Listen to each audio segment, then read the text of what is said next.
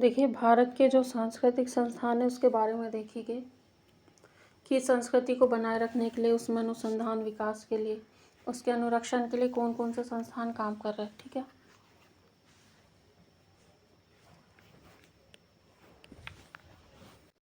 तो जो भारत सरकार है उसका जो संस्कृति मंत्रालय है, देश में विरासत और संस्कृति के संरक्षण, विकास और संवर्धन के लिए जिम्मेदार शीर्ष निकाय है। यह अंतर्राष्ट्रीय स्तर पर सांस्कृतिक आदान प्रदान को बढ़ावा देने का काम करता है। वैसे तो संभावना कम है, लेकिन कभी पूछ ले कि हमारे यहाँ विरासत है और संस्कृति, इसका संरक्षण, विकास और संवर्धन करना है, तो इसके लिए जिम्मेदार शीर्ष निकाय कौन है? तो जो संस्कृति मंत्रालय भारत सरकार का, वो इसके लिए जिम्मेदार निकाय है। भारतीय संविधान का अनुच्छेद 49 राष्ट्रीय महत्व के संस्मारकों, स्थानों और वस्तुओं के संरक्षण का दायित्व राज्य को सौंपता है। आर्टिकल 49 है, संविधान पढ़ेंगे तब भी याद रखना, यहाँ भी याद रखिए। जो भी राष्ट्रीय महत्व के स्मारक है, स्थान है और जो भी वस्तु है, उनके संरक्षण का दायित्व किसको सौंपता है? राज्य को। ये याद रखना। यहाँ पे बड़ा अच्छा प्रश्न है, ये जो दायित्व है राज्य को सौंपता है, आर्टिकल 49, और महत्व उनका राष्ट्रीय स्तर का महत्व हो।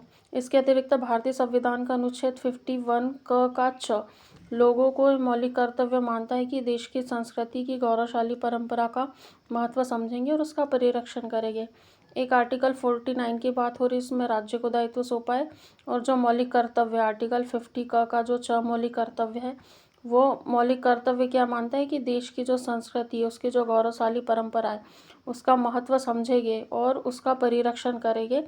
तो लोगों का ये मौलिक कर्तव्य है और उनको इस बात का ध्यान रखते हुए चलना है, ऐसा बताया गया है मौलिक कर्तव्य 51 के च में। ठीक, फिर प्रमुख संस्थानों की बात करते हैं। तो एक भारतीय पुरातत्व सर्वेक्षण है, इसकी स्थापना किसने की थी? अलेक्जेंडर कनिंघम साहब ने की थी। कब? 1861 में। इसके ये पहले महानिदेशक थे, अलेक्जेंडर कनिंघम साहब, भारतीय पुरातत्व सर्वेक्षण के। उसके बाद यह भारत सरकार के संस्कृति मंत्रालय के अधीन कार्य करने वाली संस्था है, जो संपूर्ण भारत में किए जाने वाले पुरातात्विक अनुसंधानों के लिए उत्तरदायी है। इसका प्रमुख काम क्या है? प्राचीन स्मारकों और पुरातात्विक स्थलों के रूप में संचित भौतिक और मूर्त विरासतों का परिरक्षण। यह आपको ये याद रखना है कि भारतीय पुरातत्व सर्वेक्षण की स्थापना 1861 में हुई थी। किसने की थी? अलेक्जेंडर कनिंघम साहब ने इसकी स्थापना की थी, और वो ही क्या थे? वो ही इसके पहले महानिदेशक थे। फिर उसके बाद भारत सरकार का जो संस्कृति मंत्रालय है, इसके अधीन ये संस्था काम करती है।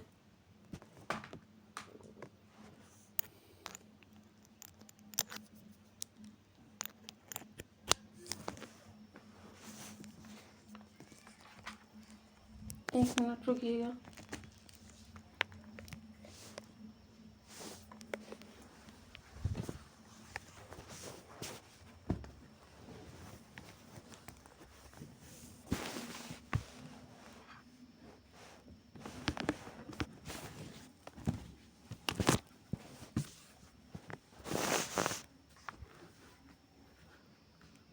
प्राचीन स्मारक और पुरातात्विक स्थल और अवशेष अधिनियम कब आया था? 1958 में। ये पूछ सकते कि प्राचीन स्मारक और पुरातात्विक अवशेष अधिनियम कब आया था? तो 1958 में। इसके तत्वाधान में क्या हुआ था? इसके तत्वाधान में प्रावधान में बोला था कि भारतीय पुरातत्व सर्वेक्षण का मार्गदर्शन करते हैं। ये जो अधिनियम है, अधिनियम क्या करता है? भारतीय पुरातत्व सर्वेक्षण का मार्गदर्शन करेगा।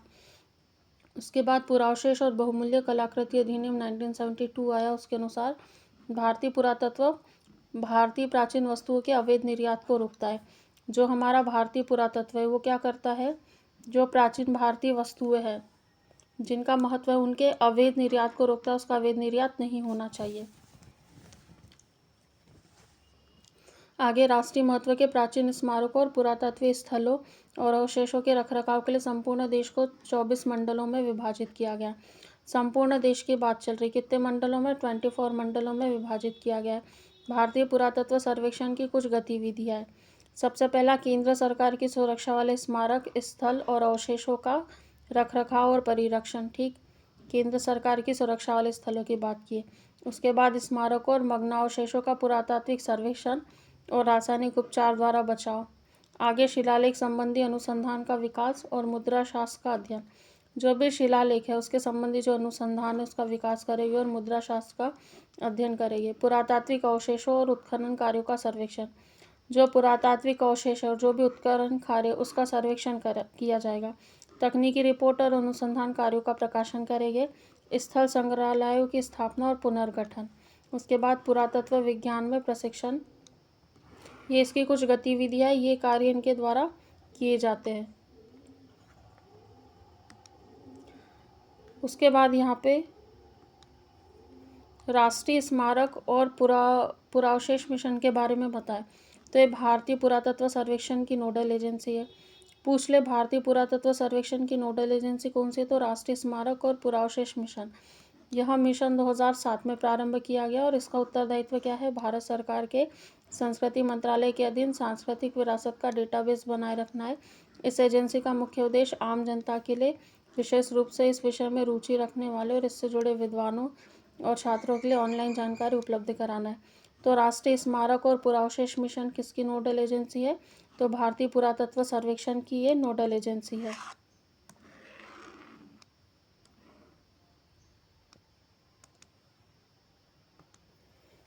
यहाँ भारतीय शिल्प परिषद की बात की गई है, CCI की। तो जो कमला देवी चट्टोपाध्याय जी थी, इन्होंने 1964 में भारतीय शिल्प परिषद की स्थापना की। इसका मुख्यालय कहाँ है, चेन्नई में है। इससे संबंधित 10 से भी राज्य परिषदें हैं। विश्व शिल्प परिषद से संबंध होने के बाद इस परिषद को एक वैश्विक मंच प्राप्त हो गया। इस परिषद का मुख्य उद्देश्य शिल्पकारों के हितों की रक्षा करना और शिल्प परंपरा को परिरक्षित करना है। शिल्प परिषद के द्वारा सहायता प्राप्त दुकानों का नाम कमला रखा गया, जो इसकी संस्थापिका के नाम पर है। जैसे कि स्पष्ट है, भारतीय शिल्प परिषद की स्थापना किसने की थी, श्रीमती कमला देवी चट्टोपाध्याय जी ने की थी 1964 में। मुख्यालय की बात करें तो चेन्नई है और इससे संबंधित कितनी राज्य परिषदें हैं, तो 10 राज्य परिषदें। ठीक, उसके बाद ललित कला अकादमी की बात करते हैं।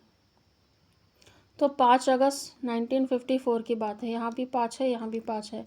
5 अगस्त 1954 को हमारी भारत सरकार ने ललित कला अकादमी की स्थापना की। कहाँ की, नई दिल्ली में। नई दिल्ली में कौन सा भवन है, रविंद्र भवन है। एक रविंद्र भवन मध्य प्रदेश में भी, कंफ्यूज मत होना। 5 अगस्त 1954 को भारत सरकार ने ललित कला अकादमी की स्थापना की। उसका मुख्यालय नई दिल्ली रविंद्र भवन में है। फिर उसका पंजीकरण, समिति पंजीकरण अधिनियम 1860 के तहत किया गया। कब किया गया, 11 अप्रैल 1957 को। 5 अगस्त 1954 को स्थापना हुई नई दिल्ली रविंद्र भवन में भारत सरकार ने की और 11 मार्च 1957 को पंजीकरण हुआ। किसके तहत, तो समिति पंजीकरण अधिनियम 1860 के तहत। ये कैसी संस्था है, स्वायत्त शासी संस्था है, जो पूर्णतः संस्कृति मंत्रालय द्वारा वित्त पोषित है। ठीक है, स्वायत्त शासी संस्था, पूर्णतः संस्कृति मंत्रालय द्वारा वित्त पोषित। भारत में दृश्य कलाओं के क्षेत्र में ललित कला अकादमी शीर्ष सांस्कृतिक संस्था है। यदि दृश्य कलाओं की बात करें तो जो ललित कला अकादमी है, शीर्ष पर इसका नाम आता है। अकादमी के लखनऊ, कोलकाता, चेन्नई, नई दिल्ली, शिमला, भुवनेश्वर, शिलांग इसमें क्षेत्रीय केंद्र है, जिन्हें राष्ट्रीय कला केंद्र कहा जाता है। ठीक, क्षेत्रीय केंद्र को क्या कहते हैं, राष्ट्रीय कला केंद्र कहते हैं। बाकी जो मुख्य है वो ललित कला अकादमी है। तो कौन कौन से हैं, लखनऊ है, कोलकाता, चेन्नई, नई दिल्ली, शिमला, भुवनेश्वर और शिलांग में है। यह पेंटिंग, मूर्तिकला, चीनी मिट्टी की कला और ग्राफिक कला, जनजातीय कला रूपों आदि के अध्ययन और शोध को प्रोत्साहित करती है। अकादमी राष्ट्रीय तथा अंतर्राष्ट्रीय प्रदर्शनियों का आयोजन करती है और छात्रवृत्तियाँ व अकादमी रत्न सदस्यता प्रदान करने हेतु योग्य व्यक्तियों का चयन करती है। ललित कला अकादमी हो गया। आगे संगीत नाटक अकादमी के बारे में जानकारी दी है। इसका गठन कब हुआ था, संगीत नाटक अकादमी का 1953 में। 11 सितंबर 1961 को इसका पुनर्गठन किया। किसके तहत, समिति पंजीकरण अधिनियम 1860 के तहत, और एक सोसाइटी के रूप में इसका पुनर्गठन किया गया। उसके बाद पहले राष्ट्रपति डॉक्टर राजेंद्र प्रसाद साहब ने इसका उद्घाटन किया। और इस अकादमी का मुख्य उद्देश्य क्या है, भारत के संगीत, नाटक और नृत्य के लिए एक ढांचे का निर्माण करना है। देखिए, संगीत नाटक अकादमी है, लेकिन इसका मुख्य उद्देश्य भारत के संगीत के साथ नाटक और नृत्य के लिए भी एक ढांचे का निर्माण करना है। भारत में ड्रामा पर केंद्रित कार्य के लिए संगीत नाटक अकादमी ने 1959 में नेशनल स्कूल ऑफ ड्रामा की स्थापना की। 1975 में NSD संस्कृति मंत्रालय के अंतर्गत एक स्वतंत्र संस्था ये बन गई। इम्फाल स्थित जवाहरलाल नेहरू मणिपुर डांस अकादमी 1954 और नई दिल्ली स्थित जो कथक केंद्र 1964 अकादमी के अधीन स्थापित नृत्य प्रशिक्षण के लिए समर्पित संस्थाएं कौन कौन सी। इम्फाल मतलब मणिपुर में, वहाँ जो जवाहरलाल नेहरू है, मणिपुर डांस अकादमी 1954 और नई दिल्ली में स्थित है कथक केंद्र जो 1964 में बना था। ये अकादमी के अधीन मतलब ये संगीत नाटक अकादमी के अधीन स्थापित है और नृत्य प्रशिक्षण के लिए समर्पित संस्थान है। ठीक है, यहाँ संगीत नाटक अकादमी है परंतु यह नृत्य प्रशिक्षण के लिए समर्पित संस्थान है। ये जो उपरोक्त के दो संस्थान है। उसके बाद साहित्य अकादमी की बात करते हैं। ललित कला अकादमी हो गई, संगीत नाटक अकादमी हो गई, साहित्य अकादमी। तो इसकी स्थापना एक स्वायत्त संस्थान के रूप में 12 मार्च 1954 को हुई। ये भारत सरकार द्वारा पूर्णतः वित्त पोषित संस्थान है। किसके द्वारा? भारत सरकार द्वारा वित्त पोषित संस्थान है। समिति पंजीकरण अधिनियम 1860 के अंतर्गत इसका पंजीकरण कब किया? 7 जनवरी 1956 को। 1956 को जब मध्य प्रदेश गठन हुआ, देखिए संस्थान के रूप में 12 मार्च 1954 को आई, उसके 2 वर्ष बाद 7 जनवरी 1956 को गठन किया गया। इसका कार्यालय कहाँ है? दिल्ली में, मंडी हाउस के पास रविंद्र भवन में है। मंडी हाउस के पास रविंद्र भवन में इसका कार्यालय है। अकादमी प्रत्येक वर्ष अपने द्वारा मान्यता प्राप्त 24 भाषाओं में साहित्यिक कृतियों के लिए पुरस्कार प्रदान करती है। साथ ही इन्हीं भाषाओं में परस्पर साहित्यिक अनुवाद के लिए भी पुरस्कार प्रदान किए जाते हैं। आपने जो साहित्यिक पुरस्कार देखे होंगे, करंट में खबरें आती है, जैसे हिंदी के लिए, उर्दू के लिए, अन्य भाषाओं के लिए जो भी पुरस्कार दिए जाते हैं, तो कुल कितनी भाषाओं के लिए देती है? 24 भाषाओं के लिए और प्रति वर्ष देती है। ठीक, उसके बाद में 24 भाषाओं में संविधान में उल्लेखित 22 भाषाओं के अतिरिक्त 2 भाषाएं अंग्रेजी और राजस्थानी है। यहाँ से आपको क्या समझ में आया कि संविधान में जो 22 भाषाएं उल्लेखित है उसमें कौन सी भाषा नहीं है? राजस्थानी और अंग्रेजी संविधान की 22 भाषाओं में उल्लेखित नहीं है। तो ये जो 24 भाषाओं में देते हैं उसमें अंग्रेजी और राजस्थानी भी है। इस तरह पूरी 24 भाषा यहाँ पर क्लियर हो गई है। साहित्य अकादमी 3 पत्रिका का प्रकाशन भी करती है। इंडियन लिटरेचर जो अंग्रेजी की द्विमासिक 2 माह में एक बार निकलती, समकालीन भारतीय साहित्य हिंदी की द्विमासिक है, और संस्कृत प्रतिमा है संस्कृत त्रैमासिक 3 माह में निकलती है। और ये जो समकालीन भारतीय साहित्य हिंदी की द्विमासिक मतलब 2 माह में एक बार निकलती है।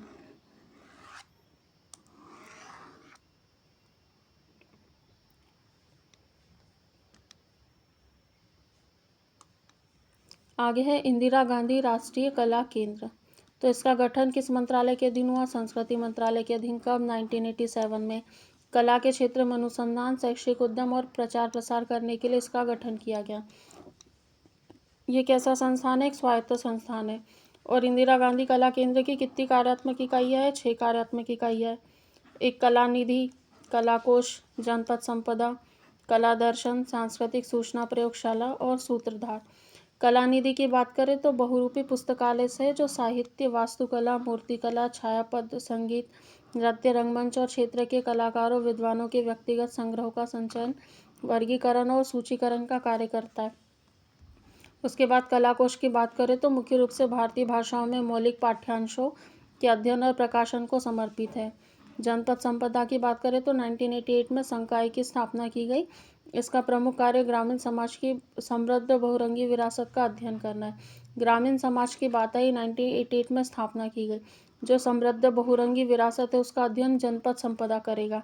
गाँव में जनपद होते वहाँ से इसको रिलेट करना। कला दर्शन इंदिरा गांधी कला केंद्र के द्वारा किए गए अनुसंधान और अध्ययनों को प्रदर्शनी के माध्यम से दृश्य रूप में रूपांतरित। किनके अनुसंधानों को? इंदिरा गांधी कला केंद्र के ही द्वारा किए गए अनुसंधानों को इसमें दृश्य रूपों में प्रदर्शित किया जाएगा। उसके बाद सांस्कृतिक सूचना प्रयोगशाला। तो ये इकाई सांस्कृतिक परिरक्षण और प्रसार के लिए प्रौद्योगिकी आधारित साधनों का उपयोग करती है। इसमें पांडुलिपि, स्लाइड, किताब, ऑडियो, वीडियो को डिजिटल रूप में उपलब्ध कराने का प्रयास किया जा रहा है। आगे सूत्रधार की बात करते हैं तो प्रशासनिक प्रबंधकीय निकाय है जो प्रशासनिक प्रभागों और कार्यक्रमों के लिए केंद्रीय समन्वयक के रूप में ये कार्य करेगा। ठीक है, सूत्रधार। इंदिरा गांधी जो राष्ट्रीय कला केंद्र है इसके 3 क्षेत्रीय केंद्र हैं। एक तो बेंगलुरु में जो दक्षिण के राज्यों के लिए है, दूसरा वाराणसी में और तीसरा गुवाहाटी में जो गुवाहाटी है उत्तर पूर्व की गतिविधियों के लिए ये प्रतिबद्ध संस्थान है।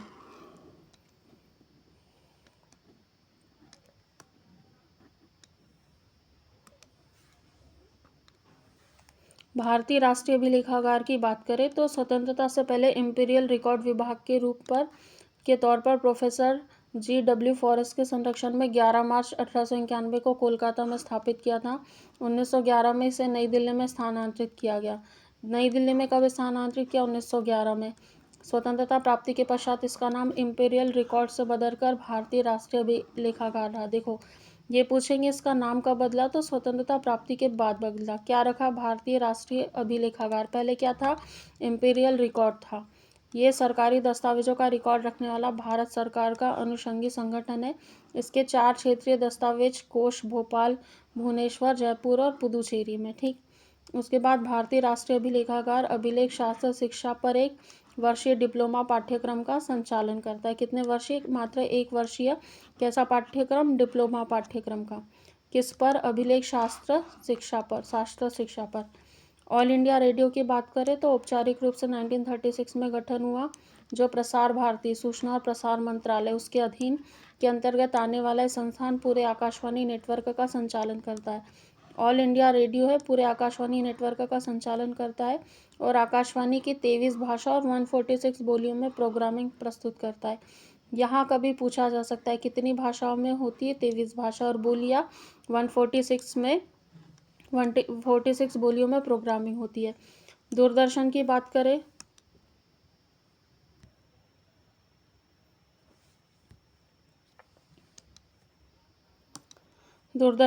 करें तो स्थापना 1959 में हुई और प्रसार भारती के एक विभाग के रूप में सूचना और प्रसार मंत्रालय के अधीन काम करने वाली राष्ट्रीय टेलीविज़न प्रसारण इकाई है। ठीक है, पूरे राष्ट्रीय स्तर पर। वर्तमान में अपने 20 से अधिक चैनलों के माध्यम से देश की 90% से अधिक जनता को विभिन्न भाषाओं में ज्ञान, विज्ञान, समाचार, मनोरंजन कार्यक्रम, खेलकूद समाचार आदि सुविधाएं ये मुहैया करा रहा है। भारतीय फिल्म और टेलीविज़न संस्थान की बात करें तो सूचना और प्रसारण मंत्रालय उसके अधीन फिल्म और टेलीविज़न संस्थान की स्थापना 1960 में कहाँ की गई? पुणे में।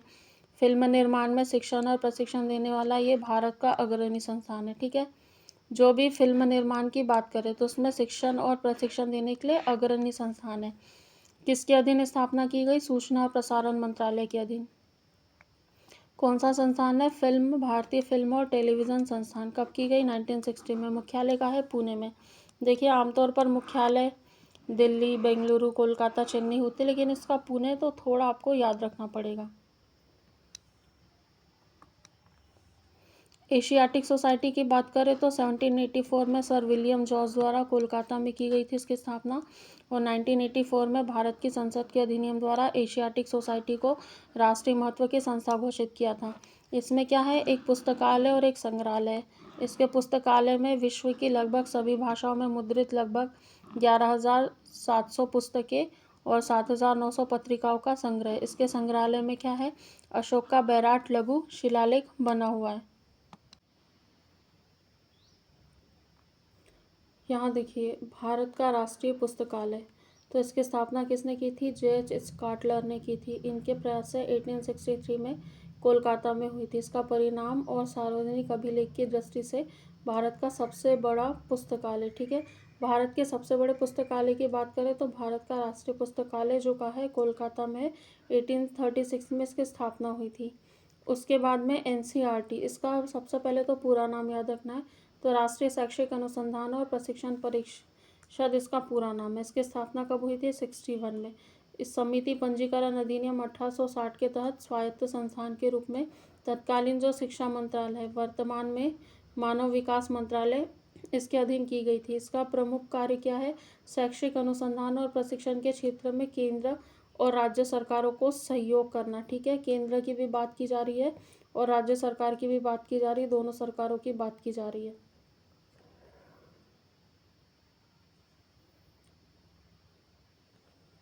यहाँ देखिए, राष्ट्रीय संग्रहालय स्थापना नई दिल्ली में 1949 में संस्कृति मंत्रालय के अधीन। ये भारतीय कला के संरक्षण और प्रदर्शन हेतु शीर्ष राष्ट्रीय संस्थान है। ये 5000 वर्ष पुरानी देशी और विदेशी कलाकृतियों, पुरातत्व सामग्री, दस्तावेज और पांडुलिपियाँ संग्रहित है। ठीक है, जो राष्ट्रीय संग्रहालय, उसमें राष्ट्रीय संग्रहालय संस्थान भी स्थापित है, जिसमें 27 जनवरी 1989 में समिति पंजीकरण अधिनियम 1860 के तहत पंजीकृत किया गया है। ये संस्थान क्या है? कला, इतिहास, संरक्षण और संग्रहालय विज्ञान में परास्नातक शोध पाठ्यक्रम में संचालित करता है। राष्ट्रीय आधुनिक कला संग्रहालय की बात करें तो स्थापना 29 मार्च 1954 नई दिल्ली में जयपुर हाउस में की गई। इसकी 2 शाखाएं, एक मुंबई में और दूसरी बेंगलुरु में। और ये संग्रहालय 1857 से लेकर लगभग पिछले 150 सालों में दृश्य कलाओं के बदलते स्वरूप को प्रदर्शित करता है। केंद्रीय सचिवालय पुस्तकालय की बात करें तो इसकी स्थापना कहाँ है? कोलकाता में हुई है। इंपीरियल सेक्रेटरी लाइब्रेरी के नाम से 1891 में की गई। 1969 से नई दिल्ली के जो शास्त्री भवन है, ठीक है, शास्त्री भवन कहाँ है? नई दिल्ली में। तो नई दिल्ली के शास्त्री भवन में 1969 से काम कर रहा है। ये भारत सरकार के जो भी सरकारी दस्तावेज है उसका विशाल संग्रह। सरकारी दस्तावेजों की बात कर रहे हैं, जो भी भारत सरकार के सरकारी दस्तावेज निकलते यहीं पर संग्रहित है। इस पुस्तकालय की मुख्य जिम्मेदारी है नीति निर्णय लेने की प्रक्रिया के लिए उपयोगी सभी विषयों के सकल संग्रह एकत्र करना और उन्हें विकसित करना है। मथुरा संग्रहालय के बारे में जानकारी दिए, देखते हैं। मथुरा संग्रहालय की स्थापना कब हुई थी? 1874 में। कहाँ? मथुरा में। ये संग्रहालय मौर्य, शुंग, कुषाण, गुप्त काल की मूर्तियों के संरक्षण के लिए प्रसिद्ध है और यहाँ की कला दीर्घा गांधार शैली को समर्पित है। ठीक है, यदि शैली आपसे पूछ ले कौन सी शैली है, तो दीर्घा गांधार शैली को समर्पित है यहाँ की जो कला है। भारतीय सांस्कृतिक संबंध जो परिषद है, भारत के पहले शिक्षा मंत्री मौलाना अबुल कलाम आज़ाद द्वारा भारतीय सांस्कृतिक संबंधी परिषद की स्थापना 9 अप्रैल 1950 को की गई। ये समिति पंजीकरण अधिनियम 1860 के तहत एक स्वायत्त संस्था है। इसका वित्त पोषण कौन करता है? भारत सरकार करती है। मुख्यालय का है? नई दिल्ली में है। इसके क्षेत्रीय केंद्र का है? जयपुर, कटक, कोलकाता, मुंबई, लखनऊ, पटना, शिलोंग। और ये सांस्कृतिक केंद्र कहाँ है? काहिरा, Tashkent, Durban, London, Colombo, Jakarta, Port Louis, Bangkok, Sao Paulo, Dhaka, Thimphu आदि शहरों में काम कर रहे हैं। परिषद का उद्देश्य क्या है? भारत और अन्य देशों के बीच सांस्कृतिक संबंधों और पारस्परिक समझ को बढ़ाना और मजबूत करना। देखिए, यहाँ अन्य देशों की भी बात आ गई है ना, केवल भारत के राज्यों तक बात सीमित नहीं है। जो भारतीय सांस्कृतिक कला परिषद है, इसका जो उद्देश्य है भारत और अन्य देशों के बीच सांस्कृतिक संबंध और जो पारस्परिक समझ है उसको बढ़ाना और मजबूत करना है। सांस्कृतिक संबंधों को विकसित करने के लिए परिषद द्वारा विद्यार्थी आदान प्रदान, सांस्कृतिक कार्यक्रमों का आयोजन और छात्रवृत्तियाँ प्रदान की जाती है। परिषद द्वारा शांति और अंतर्राष्ट्रीय सद्भावना हेतु जवाहरलाल नेहरू पुरस्कार के भी प्रदान किया जाता है। कभी आपसे पूछ ले जवाहरलाल नेहरू पुरस्कार किस अकादमी द्वारा, संस्था द्वारा दिया जाता है, तो भारतीय सांस्कृतिक संबंध परिषद द्वारा ये पुरस्कार दिया जाता है। हम यहाँ अंतिम पड़ाव पर है। इसमें भारत के सांस्कृतिक संस्थान और स्थापना वर्ष की बात की गई है। तो जो एशियाटिक समाज है उसकी स्थापना 1784, भारतीय पुरातत्व सर्वेक्षण 1861, अलेक्जेंडर कनिंघम साहब जो पहले महानिदेशक थे, भारतीय राष्ट्रीय अभिलेखागार 1881, केंद्रीय सचिवालय पुस्तकालय 1891, भारतीय मानव विज्ञान सर्वेक्षण 1945, राष्ट्रीय पुस्तकालय जो कोलकाता में है 1948, संगीत नाटक अकादमी 1953, ललित कला अकादमी 1954, साहित्य अकादमी की बात करें 1954, राष्ट्रीय नाट्य विद्यालय 1975 से जो एक स्वायत्त संस्थान के रूप में है, स्वायत्त संस्थान 1975 में घोषित किया गया था राष्ट्रीय नाट्य विद्यालय को।